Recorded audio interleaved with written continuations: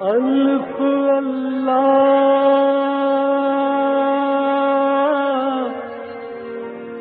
چمبے دی بوٹی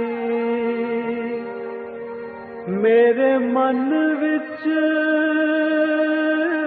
مرشد لائی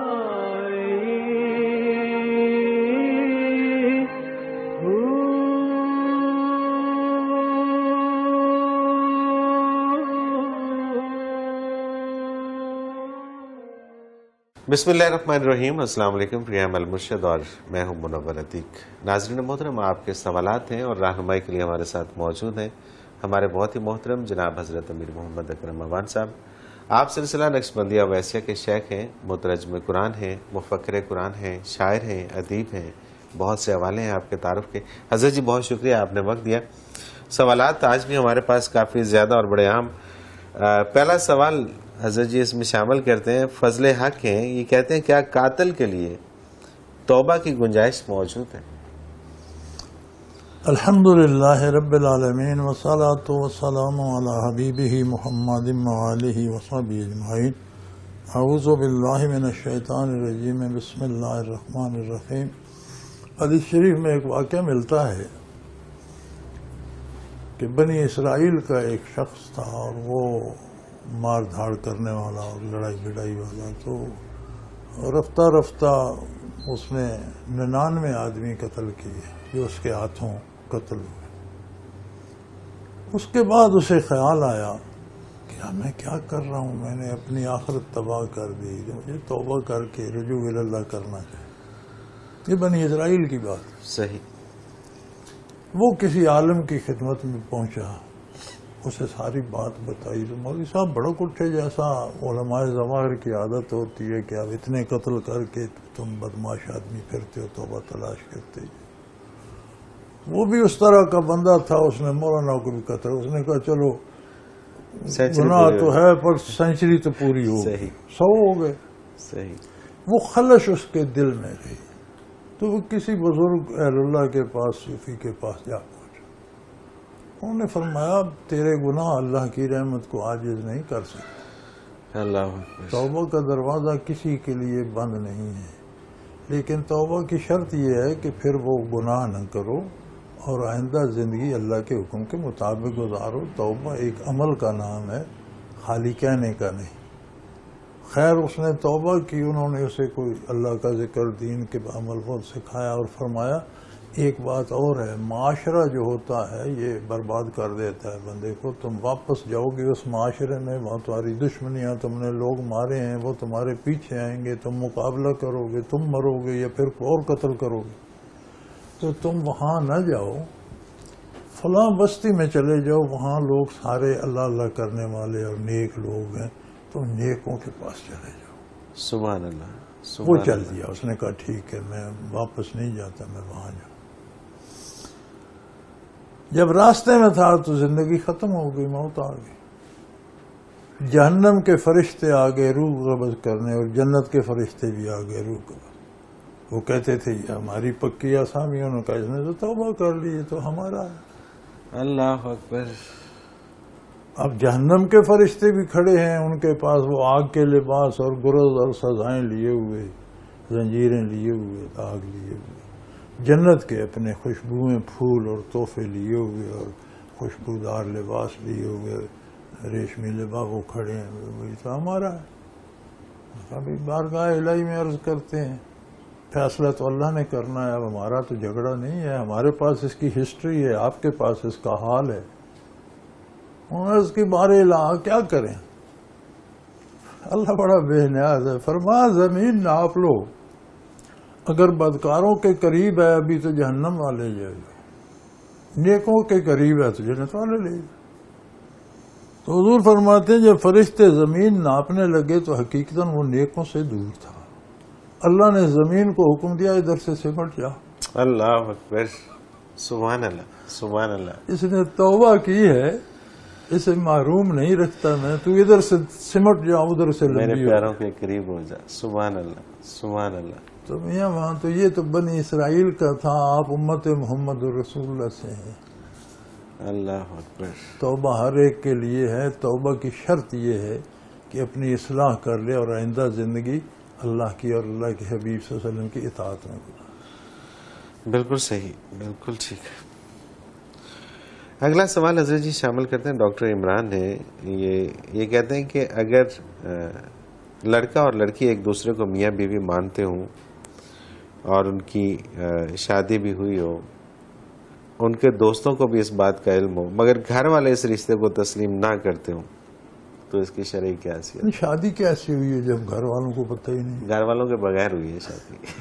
نہیں، بغیر اگر شرعی طور پر لڑکی بالغ ہے، لڑکا بھی بالغ ہے، دو گواہوں کے سامنے نکاح، دو گواہ شرط ہے نکاح جی، کی۔ دوستوں کو پتہ ہے کہتے ہیں؟ نہیں، پتہ ہونا اور بات ہے، ٹھیک ہے۔ گواہ ہونا اور بات ہے۔ ٹھیک ہے۔ جب وہ آپس میں ایجاب و قبول کرتے ہیں، دو گواہ مسلمان عاقل بالغ آزاد، ٹھیک ہے۔ غلام نہ ہوں، حواس مختل نہ ہوں، نابالغ نہ ہوں، کسی کے غلام نہ ہوں، یہ شرائط ہیں گواہوں کی۔ صحیح۔ دو گواہ موجود ہوں، اس کے سامنے لڑکا اور لڑکی آپس میں بالغ ہیں، ایجاب و قبول کر لیتے ہیں، نکاح ہو گئے، شادی ہو گئی، بالکل ٹھیک۔ کوئی مانے یا نہ مانے۔ یہ الگ بات ہے کہ والدین کی اجازت لینا مناسب تھی، نامناسب کیا، یہ ہوا وہ، لیکن وہ شادی نکاح ہو گیا۔ اب لڑکی لڑکا آپس میں آپ خود ہی طے کر لیتے ہیں، کوئی گواہ نہیں، کوئی بندہ نہیں، تو پھر دوستوں کو خبر بھی ہوگی تو کیا اس خبر کا وہ گواہ تو نہیں ہے نا؟ صحیح، بالکل ٹھیک ہے۔ ایک کام میں کر گزرتا ہوں، پھر آپ کو خبر ہوتی ہے تو آپ کے پاس خبر ہے، آپ اس کے وٹنس تو نہیں ہے نا، گواہ تو نہیں ہے، تو نکاح کے لیے دو گواہ ضروری۔ پھر اس میں بھی فتاوی میں علماء ایک روایت اور فرما دیتے ہیں کہ لڑکا لڑکی اور ایک آدمی بھی اور ہو تو دو گواہ، وہ لڑکا بھی گواہ تصور ہو جاتا ہے نا، تو دو گواہ ہو گئے۔ ٹھیک ہے۔ ایک تو وہ اپنا نکاح کر رہا ہے، ایک اس بات کا گواہ بھی ہے کہ نکاح ہوا۔ صحیح۔ تو کم از کم ایک آدمی تو اور موجود ہو، عاقل بالغ مسلمان جو گواہ ہو۔ ٹھیک ہے۔ اس کے سامنے لڑکی قبول کر لے میں اسے خامند قبول کرتی ہوں، یا لڑکا کہہ دے میں نے اس سے نکاح کر لیا، لڑکی انکار نہ کرے تو بھی نکاح ہو جائے گا۔ صحیح، بالکل ٹھیک ہے۔ اور اس کے بعد گھر والے تسلیم کریں نہ کریں وہ پھر نکاح ہو گیا، وہ پھر معاشی مسئلہ ہے، معاشی مسئلہ، خاندانی مسئلہ ہے، نکاح جائز ہو گیا۔ بالکل صحیح، بالکل صحیح۔ لیکن ایسے ہی کوئی گواہ نہیں، ہم نے آپس میں کر لیا، پھر دوستوں کو بعد میں پتہ چلا، تو وہ گواہ تو نہیں نا، بالکل ٹھیک ہے، گواہ شرط۔ صحیح، بالکل صحیح۔ عبیہ ہے، یہ کہتی ہیں کہ شوہر بیوی کی اجازت کے بغیر دوسری شادی کر سکتا ہے یا بیوی کی اجازت شرط ہے؟ نہیں، کوئی شرط نہیں، شرط نہیں ہے، کوئی شرط نہیں ہے۔ اسلام میں 4 شادیاں جائز ہیں، اور ان کے ساتھ جو شرط اللہ نے لگائی ہے وہ سب سے سخت ہے۔ ٹھیک ہے۔ آپ 4 تک شادیاں کر سکتے ہیں، شرط یہ ہے کہ آپ ان میں عدل کر سکیں، چاروں کے ساتھ ایک جیسا سلوک کر سکیں، ایک جیسے اخراجات دے سکیں، ایک جیسے لباس دے سکیں، ایک جیسا گھر دے سکیں، ایک جیسی سہولتیں دے سکیں، ایک جیسی عزت دے سکیں۔ وَإِنْ خِفْتُمْ أَلَّا تَعْدِلُوا، اگر تمہیں یہ خدشہ ہو کہ تم یہ عدل نہیں کر سکو گے، فَوَاحِدَةً، پھر ایک ہی پہ گزارا کرو۔ بالکل صحیح۔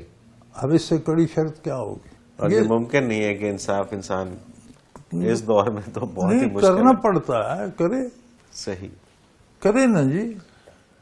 بالکل ٹھیک ہے۔ نہیں کر سکتا تو شادی نہ کرے۔ قرآن نے تو سیدھی شرط لگائی ہے نا جی، فَانْكِحُوا مَا طَابَ لَكُم مِّنَ النِّسَاءِ مَثْنَىٰ وَثُلَاثَ وَرُبَاعَ، اگر تمہارا دل چاہتا ہے 2 شادیاں کر لو، 3 کر لو، 4 کر لو، لیکن شرط یہ ہے وَإِنْ خِفْتُمْ أَلَّا تَعْدِلُوا، اگر تمہیں یہ خطرہ ہو کہ تم ان میں برابری نہیں کر سکو گے، فواحدہ، پھر ایک پر گزارا کرو، صحیح، پھر دوسری کی اجازت نہیں ہے، بالکل صحیح، بالکل ٹھیک۔ مت کرو، ورنہ آخرت کو حساب ہو، شادی تو ہو جائے گی لیکن حساب ہوگا کہ اس کے ساتھ زیادتی کیوں کی، اس کا حق کیوں ادا نہیں کیا۔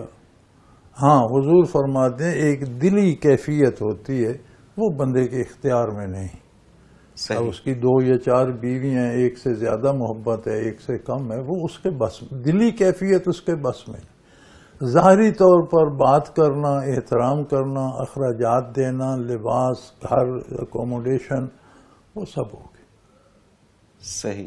اور اس میں برابری مطلب جس بھی سطح کا انسان ہے، جس بھی جو اس کا سٹیٹس ہے اس کے مطابق سب برابر رکھے. اب یہ نہیں کہ ایک کو گھر سے نکال دے یا ایک کو ڈنڈے مارتا رہے دوسری سے پیار کرتا رہے، یہ جائز نہیں.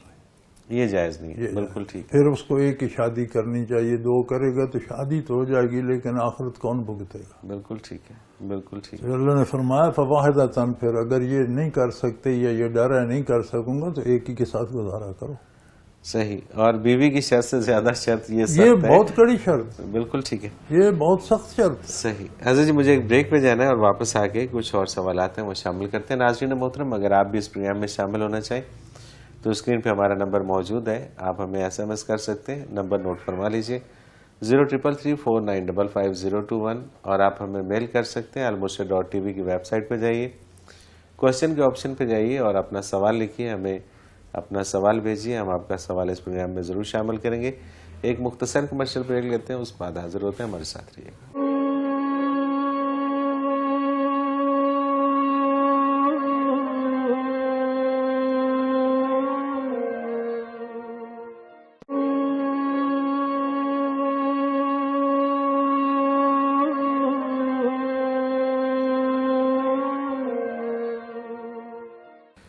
پروگرام میں ایک بار پھر خوش آمدید ناظرین محترم. آپ کے سوالات اور رہنمائی کے لیے ہمارے ساتھ موجود ہمارے بہت ہی محترم جناب حضرت امیر محمد اکرم امان صاحب. حضرت جی اگلا سوال پروگرام میں شامل کرتے ہیں. انصر احمری سے، قرآن و حدیث کے مطابق کسی بھی پیر کے ہاتھ پہ بیعت کرنے کی کیا حیثیت ہے؟ الحمدللہ یہ پہلے گزر چکی ہے اس پہ بحث اگلے پروگرام میں. جو بیعت ہوتی ہے اصلاح کے لیے یا حصول برکات کے لیے، جو پیروں سے ہوتی ہے وہ دو ہی قسم ہے. صحیح. تو بیعت اس لیے ضروری ہے کہ آپ کو روزمرہ کے معمولات کا پتہ چل جائے. اگر آپ خود جانتے ہیں تو پھر بیعت کی ضرورت نہیں ہے. بالکل. نہیں جانتے تو کسی سے آپ کو وابستہ ہونا پڑے گا. تو بجائے اس کے کہ کبھی مجھ سے پوچھیں، کبھی آپ سے، کبھی اس سے، کوئی کچھ بتائے گا کوئی کچھ، تو ایک بندے پہ اعتبار کر لیں جو روزمرہ کے امور کا علم رکھتا ہو، وہ آپ کی رہنمائی کر سکے. اس سے پوچھ کر آپ کیا حلال ہے کیا حرام ہے، کیسے جائز ہے کیسے ناجائز ہے، کون سا کام کیسے کرنا ہے، تو اسے بیعت اصلاح کہتے ہیں. بالکل صحیح، بالکل صحیح. دوسری بیعت تصوف کی ہوتی ہے جو حصول کیفیات کے لیے ہوتی ہے. اسے جانتے ہی لوگ کم ہیں اور اس کے طالب بھی بہت کم ہوتے ہیں. وہ اس کا الگ ماحول ہے. وہ پیر نہیں، وہ تو استاد ہوتا ہے، شیخ ہوتا ہے. اس کا سینہ منور ہوتا ہے، قلب منور ہوتا ہے. وہی نور آپ کے دل میں انڈیل. وہ ایک الگ بحث ہی الگ ہے، اور وہ ان کا موضوع بھی نہیں ان کے سوال سے. بالکل صحیح. جو بنتا ہے ان کا جواب تو وہی ہے کہ اصلاح کے لیے بیعت. ٹھیک ہے، بالکل صحیح. مظفر ہے آزاد کشمیر سے. حضور نبی اکرم صلی اللہ علیہ وسلم کا فرمان ہے کہ تم ایسے نماز ادا کرو جیسے مجھے نماز ادا کرتے دیکھو. حضرت جی وہ کون سا طریقہ ہے؟ یہی طریقہ ہے جو ہم کرتے ہیں. ٹھیک ہے. حضوری معلم ہے نا سارے دین کے. بالکل ٹھیک ہے. وضو کا طریقہ بھی ہم وہی کرتے ہیں جو حضور صلی اللہ علیہ وسلم جس طرح وضو فرماتے تھے. اسی طرح نماز کا طریقہ بھی وہی ہے جو حضور اکرم صلی اللہ علیہ وسلم نے تعلیم فرمایا. تو اب اس کے علاوہ اور طریقے اختیار کرنا وہ جائز نہیں ہے، درست نہیں. بالکل صحیح. وقاص انور ہیں کانسٹیبل ہیں رحیم یار خان سے. اگر حقوق اللہ اور حقوق العباد ادا کرنے ہوں تو ہم دونوں میں سے پہلے کس کے حقوق ادا کریں؟ دیکھیں یہ انہیں آپ الگ نہ کریں. ٹھیک ہے. ان کے نام الگ ہیں، دراصل ایک ہی چیز ہے. جو حقوق العباد ہیں کس نے مقرر کی ہیں؟ اللہ تعالیٰ نے. تو پھر اللہ کی حقوق ہو گئے. وہ بے شک. حقوق اللہ جو ہے وہ کس نے مقرر کی ہیں؟ اللہ تعالیٰ. اللہ نے. تو اللہ کی اطاعت ہو گئی. اب حقوق العباد ہیں ماں باپ کا، اولاد کا، بیوی کا، معاشرے کا، قوم کا، انسانیت کے حقوق ہیں ہم پر، لیکن وہ کس نے مقرر کی ہیں؟ سبحان اللہ. اہمیت تو میرے بھائی سارے اللہ کے احکام ہیں. سب کی اہمیت یہ ہے کہ اسے اللہ کا حکم سمجھ کر خلوص دل سے پورا کیا جائے. بالکل صحیح. بالکل. اب یہ سمجھ لینا کہ یہ تو اللہ کا حق ہے، خیر ہے، اللہ معاف کر دے گا تو میں حقوق العباد کر دوں. حقوق العباد کس نے مقرر کی ہیں؟ آپ تو طے نہیں کر سکتے کہ کس کا کیا حق ہے، وہ بھی تو اللہ کا حکم اللہ ہے. کا حکم ہے، اسی نے طے کیا. لہذا اس میں فرق کرنا نہیں چاہیے، چونکہ ساری اللہ ہی کی عبادت ہے. صحیح، بالکل ٹھیک. عبادت نام ہی غیر مشروط اطاعت کا ہے. سبحان اللہ. وہ حقوق العباد میں کرتے ہیں یا حقوق اللہ میں کرتے ہیں، عبادت اطاعت کو کہتے ہیں. بالکل ٹھیک. حافظ الطاف سرور ماڈل ٹاؤن لاہور سے یہ کہتے ہیں، میں نے سلطان باہو کی کتاب عقل بیدار میں پڑھا تھا کہ جو اللہ کا دیدار نہ کرا سکے وہ ولی اللہ نہیں. تو کیا آج کے دور میں بھی کوئی ایسا ولی اللہ ہے جو اللہ کا دیدار کرا سکے، اور کیا ایسے ولی اللہ کی تلاش لازم ہے؟ الحمدللہ وکفا وسلام علی عباد الذین اصطفیٰ. بڑی عجیب بات ہے. پہلی بات تو یہ ہے کہ کتابوں کی جو اتھینٹسٹی ہے وہ قطعی نہیں رہی. ٹھیک ہے. پچھلے اس میں خلط ملط بھی کر دیتے ہیں، ملا بھی دیتے ہیں، کہیں کاتب کچھ کا کچھ لکھ دیتے ہیں. اور یہ ہر صوفی جانتا ہے کہ اس دار دنیا میں یہاں اللہ کا دیدار ناممکنات میں سے ہے. ٹھیک ہے. اس دنیا میں اس بینائی یا اس آنکھوں یا اس وجود یا اس روح کے ساتھ اس عالم میں کوئی نہیں دیکھ سکتا. حتیٰ کہ اللہ کے برگزیدہ اور اولو العزم پیغمبر حضرت موسیٰ کلیم اللہ، جنہیں براہ راست اللہ سے ہم کلام ہونے کی سعادت تھی اور عظمت تھی ان کی، براہ راست بارگاہ الہی سے انہیں خطاب ہوتا تھا اور وہ جواب دیتے تھے، اور ان کے مکالمے قرآن میں موجود ہیں. جب شرف ہم کلامی سے مشرف ہوئے تو ان کے دل میں بھی تڑپ پیدا ہوئی کہ بات تو ہو رہی ہے، آمنا سامنا بھی ہو جائے تب بات ہے. بیارینی انظر الیک، ہے میرے پروردگار مجھے اپنا آپ دکھا دے، میں آپ کو دیکھنا چاہتا ہوں. فرمایا لن ترانی، فرمایا موسیٰ تم نہیں دیکھ سکتے، یہ عالم دنیا جو ہے اس میں اتنی قوت نہیں ہے، تم نہیں دیکھ سکتے. لن ترانی، تم نہیں دیکھ سکو. تو اگر اولو العزم پیغمبر نہیں دیکھ سکتا تو ولی کون ہے جو دیکھ نہیں سکتا، دکھا کیسے سکتا ہے؟ یہ کون سی شرط؟ بالکل صحیح. خود دیکھ نہیں سکتا تو دکھا کیسے سکتا ہے؟ دیکھنا اور بات ہے، دکھانا پھر اور مشکل ہے. تو یہ تو ایک فضول سی بات ہے. ہاں، ولایت یہ ہوتی ہے کہ استظہار ہو جائے. استظہار کہتے ہیں اللہ کو ہر وقت اپنے پاس سمجھنے کا یقین ہو جانا. صحیح کہ اللہ حاضر ہے. جیسے نبی کریم صلی اللہ علیہ وسلم نے فرمایا، حدیث احسان کا جملہ ہے کہ ان تعبد اللہ کا انک تراہ. آپ نے کہا انا کا جیسے کہ، گویا کہ جیسے کہ اللہ کی عبادت ایسے کرو جیسے تم اسے دیکھ. ایک کیفیت ہے کہ جیسے میں اللہ کو دیکھ رہا ہوں، دیکھ نہیں رہا. جیسے کہ بالکل صحیح. جیسے ایسے ہو جاؤ جیسے تم اللہ کو اگر دیکھ رہے ہوتے تو جو کیفیت ہوتی وہ ہونی چاہیے. بے شک، بالکل ٹھیک. فَإِن لَمْ تَكُنْ تَرَاهُ، اگر تم میں یہ جرأت نہیں ہے، اتنی ہمت نہیں کر سکتے، کیونکہ جو چیز عملاً نہیں ہو سکتی اس کا تصور بھی محال ہوتا ہے. بالکل ٹھیک. بندہ بغیر کسی مشین کے نہیں اڑ سکتا. اسے کہو بیٹھ کے تصور کرو میں اڑ رہا ہوں، نہیں کر سکتا. صحیح، بالکل صحیح. جو چیز ناممکن ہوتی ہے اس کا تصور بھی ناممکن ہو جاتا ہے، کیونکہ ہم اللہ کو دیکھ نہیں سکتے. تو یہ تو بڑی جرأت کی بات ہے کہ کسی کو استظہار ہو. یہی سارے تصوف کا خلاصہ ہے کہ آپ کو حضور حق کا یقین ہو جائے کہ میرا اللہ میرے پاس. سبحان اللہ، سبحان اللہ. اگر یہ نہیں تو پھر یہ یقین رکھو فَإِن لَمْ تَكُنْ تَرَاهُ فَإِنَّهُ يَرَاكَ، كَمَا قَالَ رسول اللہ صلی اللہ علیہ وسلم. یہ یقین رکھ لو کہ تم نہیں دیکھ سکتے تو اللہ تمہیں دیکھ رہا. سبحان اللہ. کم از کم یہ بھی نہیں ہے تو پھر کیا ہے نماز. بالکل ٹھیک. لہذا دیدار الہی آخرت میں ہوگا. مرنے کے بعد نگاہیں مضبوط کر دی جائیں گی، اور مومنین جو نجات میں ہوں گے وہ میدان حشر میں بھی دیدار الہی سے سرفراز ہوں گے. بزرگ کے احکام میں موجود ہے.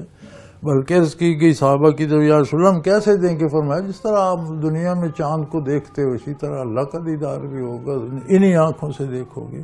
لیکن وہ آنکھیں، وہ نظر بدل جائے گی.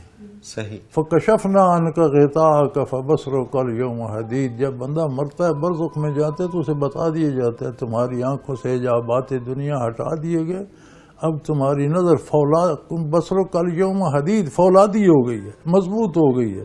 تمہیں فرشتے بھی نظر آ رہے ہیں، جنت بھی دکھائی دے رہی ہے، دوزخ بھی دکھائی دے رہا ہے، ساری چیزیں منکشف ہو گئیں. جب یہ عالم ہوگا تو جو خوش نصیب ہوں گے انہیں دیدار باری بھی ہوگا. سبحان اللہ. بلکہ جنت کی نعمتوں میں سے سب سے بڑی نعمت ہی دیدار باری ہے. صحیح. اور اس پہ اپنی حیثیت کے مطابق کسی کو برسوں میں ایک بار، کسی کو سال میں ایک بار، کسی کو 6 مہینے میں، 3 مہینے، 1 مہینے میں، کسی کو ہفتے میں، کسی کو روز ہوگا. سبحان اللہ. اپنے اپنے مقامات ہوں گے. صحیح، بالکل صحیح. تو اس دنیا میں، اس زندگی میں یہ تصور کرنا کہ اللہ کا دیدار یہ ممکن نہیں. بالکل صحیح. حضرت جی مجھے ایک بریک پہ جانا ہے اور بریک سے واپس آ کے کچھ اور سوالات ہیں ان کو شامل کرتے ہیں. ناظرین محترم، اگر آپ بھی اس پروگرام میں سوال کے ذریعے شامل ہونا چاہیں تو اسکرین پہ ہمارا نمبر موجود ہے، آپ نوٹ فرما لیجئے 033349555021. اور اسی طرح سے آپ ہمیں میل کر سکتے ہیں. almurshid.tv کی ویب سائٹ پہ جائیے، کوسچن کے آپشن میں اپنا سوال لکھیے اور ہمیں بھیج دیجیے. آپ کا سوال ہم پروگرام میں شامل کریں گے. ایک مختصر کمرشل بریک لیتے ہیں، ہمارے ساتھ رہیے گا.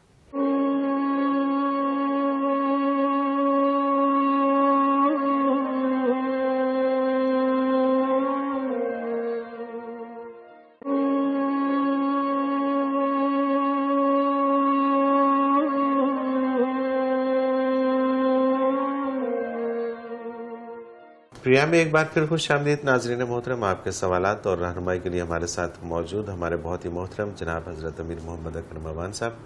حضرت جی اگلا سوال انہی کا حافظ الطاف سرور صاحب کا ماڈل ٹاؤن سے، جن کا پہلا سوال تھا بریک سے پہلے. انہی کا دوسرا سوال ہے کہ اگر کوئی پابند شریعت ہو، عالم ہو، محدث ہو، لیکن اللہ تعالیٰ کا دیدار نہ کرا سکے تو کیا اسے ہم پیر کامل کہہ سکتے ہیں؟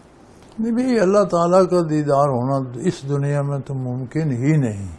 ٹھیک ہے. پہلے سوال میں اس کی کافی وضاحت آ گئی. بالکل صحیح، بالکل ٹھیک ہے. وہ تو نہ کسی محدث کو نہیں. جب اللہ کے کلیم اللہ کے اولو العزم پیغمبر کو فرما دیا گیا لن ترانی، حضور اکرم صلی اللہ علیہ وسلم کی ذات والا صفات کے بارے بھی علماء کی 2 رائے ہیں. کچھ کہتے ہیں کہ حضور کو دیدار باری نہیں ہوا، یہ اس زندگی میں ممکن نہیں. ٹھیک ہے. جو قائل ہیں وہ کہتے ہیں شب معراج حضور اس عالم آب و گل میں نہ تھے. بالکل ٹھیک. بالائے عرش تھے. صحیح. جنت کا ملازہ ہوا، جہنم کا معائنہ ہوا، برزخ کے حالات آپ نے سارے حدیث معراج میں بیان فرمائے کہ سود خاروں کو اس حال میں دیکھا، جھوٹوں کو اس حال میں سارا ہے. تو سارے انکشافات آپ کے وہ ہیں جو قیامت کو لوگوں پہ منکشف ہوں گے. تو قیامت کو تو دیدار باری بھی ہوگا. اگر وہاں دیدار باری ہو تو اس میں کیا مانے؟ سبحان اللہ، سبحان اللہ. بے شک، بالکل ٹھیک. تو یہ دنیا میں صرف خاصہ ہے رسول اللہ صلی اللہ علیہ وسلم کا، وہ بھی اس عالم میں نہیں. بالکل صحیح، بالکل ٹھیک. وہ بھی اس عالم میں بالائے عرش. بالکل ٹھیک. اس پہ بھی علماء پھر کچھ ایسے ہیں جو اس کے قائل نہیں ہیں. وہ کہتے ہیں یہ ممکن نہیں ہے کیونکہ زندگی تو دنیا کی تھی. صحیح، بالکل صحیح. اگلا سوال حضرت جی شامل کرتے ہیں. قاسم علی ہیں گجرات سے. یہ کہتے ہیں کہ میں آپ کے پروگرام میں اکثر تصوف اور ولایت پہ بحث سنتا ہوں. میرا سوال ہے کہ ولایت کیسے ملتی ہے؟ ولایت، آپ کا سوال یہ ہے، میرا سوال یہ ہے کہ ولایت ہے کیا؟ صحیح. کوئی چیز کا پتہ ہو تو پھر اسے تلاش بھی کیا جائے. پتہ تو ہو کہ یہ ہے کیا. ہے کیا. بالکل ٹھیک ہے. جب یہ پتہ ہو کہ یہ فلاں چیز ہے تو پھر تلاش آسان ہو جاتی ہے. پتہ ہو یہ مٹی کی بنی ہوئی ہے تو کمہار کا گھر نظر آتا ہے. بالکل پتہ ہو یہ لوہے کی بنی ہے تو لوہار کی دکان نظر آتی ہے. پتہ ہو یہ کپڑا ہے تو پھر کپڑے کی دکان نظر آتی ہے. پہلے پتہ ہو کہ یہ چیز ہے کیا. سبحان اللہ. ولایت ہے کیا؟ نبی کریم صلی اللہ علیہ وسلم کی برکات 2 طرح سے ہیں. علوم ظاہری، قرآن کریم، ساری حدیث پاک، ساری سنت، آپ کا ارشاد، آپ کا فعل، جو چیز آپ نے پسند فرمائی، یہ سارے ظاہری علوم برکات محمد الرسول اللہ. صحیح. آدمی ان کو مانے، دل سے تسلیم کرے، ان پر عمل کرے، نجات کے لیے کافی ہے. الحمدللہ جنت میں پہنچے. اب کچھ لوگ جو خوش نصیب تھے جنہوں نے عہد نبوی پایا وہ صحابی ہو گئے. کیا وہ نمازیں ساتھ پڑھتے تھے؟ کوئی قرآن اور تھا؟ کوئی عبادت اور تھی؟ یا سارا دین وہی ہے جو ان کے پاس تھا؟ یہ صحابیت کیا تھی؟ یہ ایک کیفیت تھی کہ جو برکات نبوت حضور کے قلب عطر میں اور جو جمال الہی کی طلب اور کیفیات تھی وہ روبرو آنے سے ایک نگاہ میں کام ہو گیا. انہوں نے حضور کو دیکھا یا حضور صلی اللہ علیہ وسلم کی نگاہ ان پر پڑی تو ایک نگاہ میں اس نے کہا تھا من سی پا رہے دل میں فروشم بے گفتہ قیمتش گفتم نگاہ ہے. میں دل کے ٹکڑے بیچتا ہوں کا قیمت کا نگاہ. اس نے کہا بھائی مانگی قیمت کب ملتی ہے؟ بے گفتہ کم ترش، کوئی کم کرو، منہ مانگی قیمت کو. اس نے کہا کہ گاہ ہے زندگی میں ایک نگاہ سے ہی.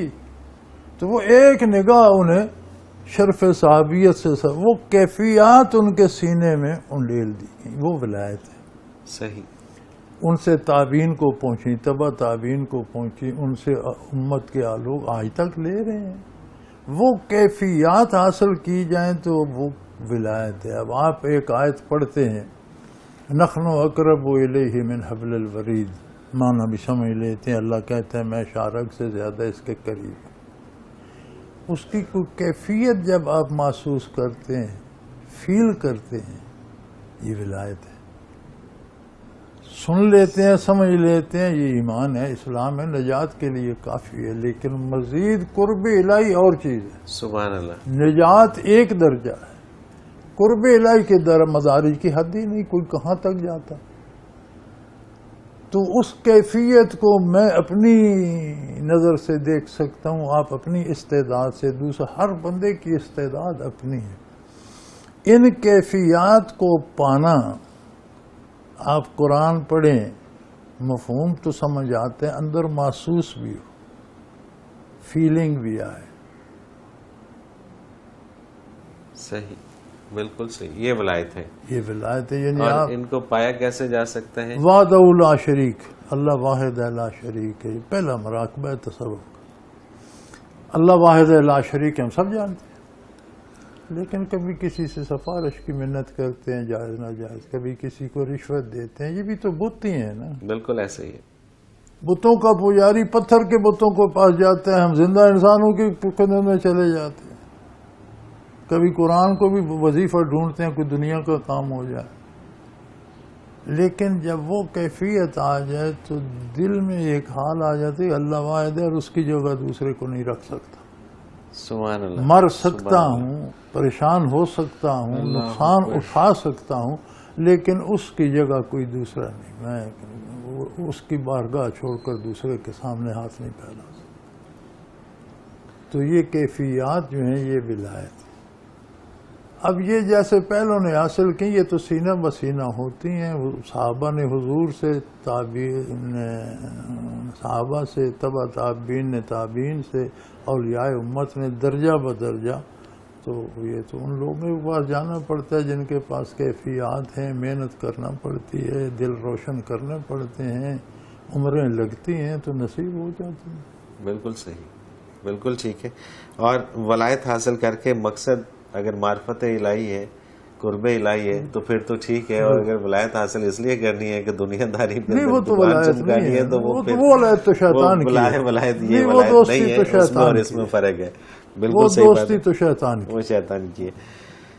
اگلا سوال حضرت جی، یہ دو تین لوگوں کا ایک ہی سوال ہے. یاسر محمود گجرات سے، محمد عمران پاک پتن سے، اور قمر زمان ضلع بہاولپور سے. یہ ملتے جلتے سوال تھے لیکن میں نے ایک ہی سوال ان کا کر دیا کہ اگر شیطان کو جنت سے نکال دیا گیا تھا تو پھر وہ حضرت حوا کو بہکانے کے لیے دوبارہ جنت میں کیسے داخل ہوا؟ اللہ اللہ اللہ. گزارش یہ ہے کہ پہلی بات تو یہ ہے کہ جو جنت آخرت کے بعد نصیب ہوگی، جس میں داخلہ ہے اور پھر کوئی باہر نہیں آئے گا، وہ اور ہے. ٹھیک ہے. وہ آخرت میں نصیب ہوگی. یہ جنت جس میں آدم علیہ السلام کو ٹھہرایا گیا، یہ وہ جنت نہیں ہے.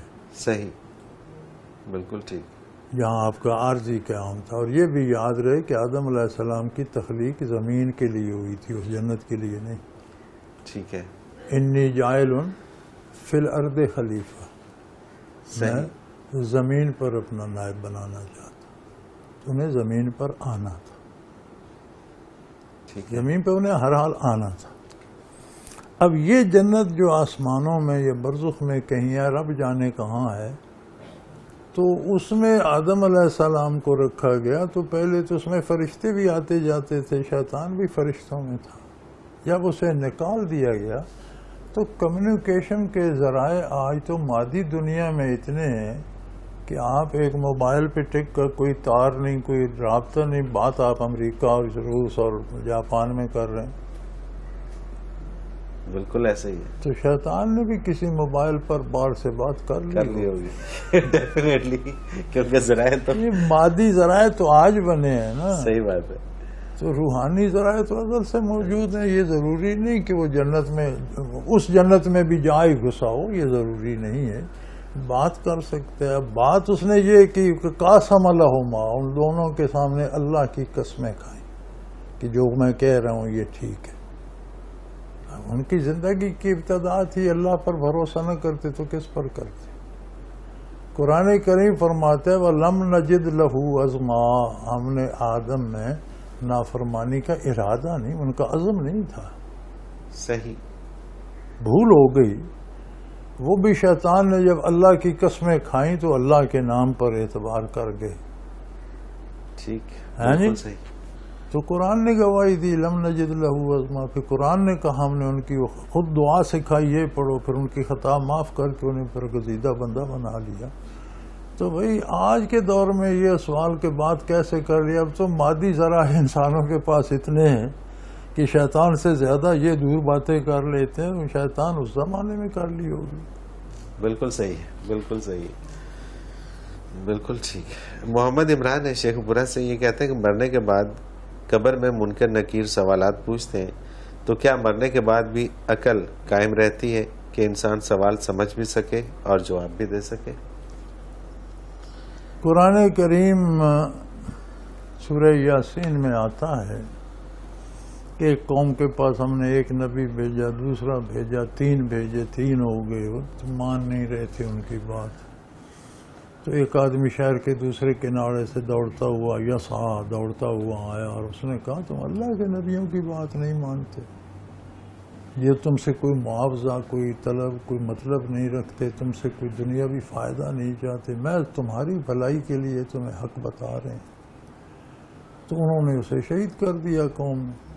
اللہ کریم فرماتے ہیں میں نے اسے جنت میں اٹھا لیا۔ اب یہ جنت بھی برزخ کی جنت ہے، ٹھیک ہے، وہ جو دائمی جنت ہے اس میں داخلہ قیامت کے بعد ہوگا۔ صحیح،